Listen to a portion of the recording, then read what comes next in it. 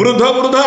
विधवा भौणी असहाय महिला दुष्ट कलाकार समस्त एकत्रित हे आम संघर्ष समिति नुआपड़ा निर्वाचन रे प्रचार करिवो बीजेपी विरुद्ध रे ये ठक भाव रे लोक को मिथ्या प्रतिश्रुति देइचंती ये जो टीम बोलुचंती आली बाबा 40 चोर टीम ये टीम को समस्त हिताधिकारी कड़ा जवाब देवे ये आमर अभियान 2 रे मु कही रखे गत 14 तारिख रे जैनिक वृद्धा मयूरभंज जिलार बेतनटी ब्लॉक महिषासुर ग्राम पंचायत जैनिक वृद्धा छेली चरेगा जाइचंती जड़े ब्लॉक हिता माने अधिकारी माने सहयोगी माने जड़े महिला को घेरी जाउछन्ती 6 जन कौन कहते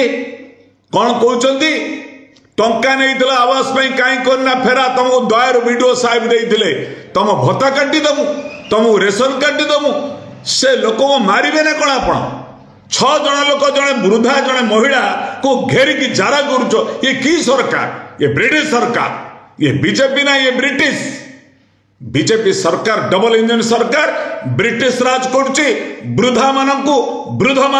जो अत्याचार करुच्ची मु दृढ़ निंदा करुच्ची जो जैनिक वृद्धा ये अधिकारी मानू अविलंबे चाकरी बहिष्कार करा जाओ सोशल मीडिया रे घूरी बोलुची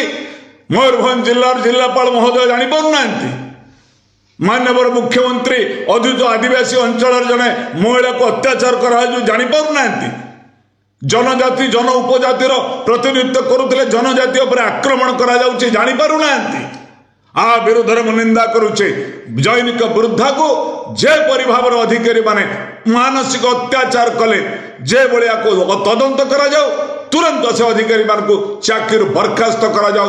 वृद्धा प्रति अन्याय को मु दृढ़ निंदा करुचे जड़े हिताधिकारी को भत्ता काटी दमु तुम रेशन दबु ना ये कथा कहवा गणतंत्र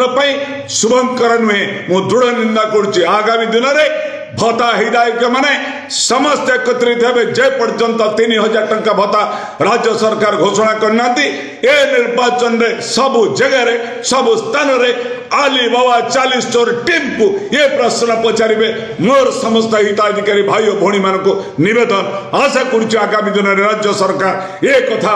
उत्तर देवे निर्वाचन में मोर सरकार को कड़ा चेतावनी।